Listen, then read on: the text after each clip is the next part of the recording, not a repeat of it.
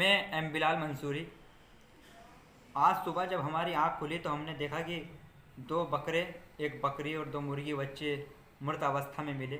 उनकी मौत हो चुकी थी और उनके शरीर पर किसी जंगली जानवर के हमले के काफ़ी घातक निशान थे। उन्हें फाड़ा हुआ था। यह घटना लगभग 2 बजे की है।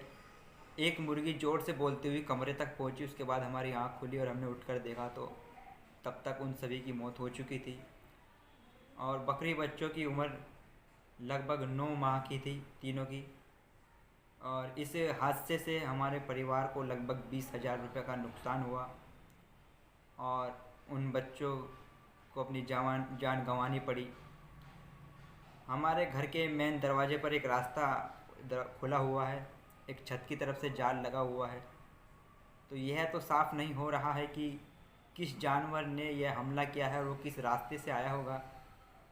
लेकिन हमारा परिवार इस बात से सदमे में है, बहुत ज़्यादा चिंतित है कि रात के समय ऐसा कौन सा जानवर है जो हमारे घर के अंदर प्रवेश कर गया और उसने इतना कातिलाना हमला किया कि उनकी मौत हो गई।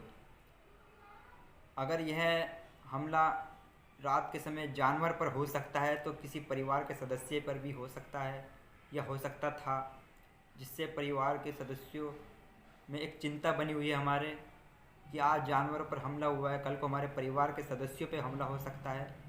ये ऐसा कौन सा जानवर है जो रात के समय घूम रहा है और इतना घातक हमला कर रहा है।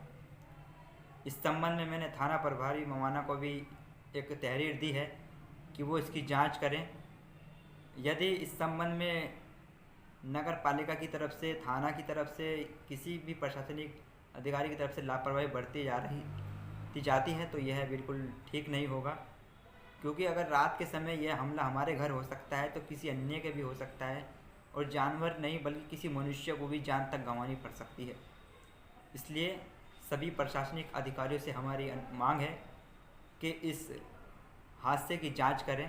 यह बहुत बड़ा विषय है कि रात के समय कोई जंगली जानवर, वो भी बस्ती के बीच में आया है और उनने इतना कातिलाना हमला किया है जिससे हमारे घर के तीनों बकरी बच्चे की मौत हो गई।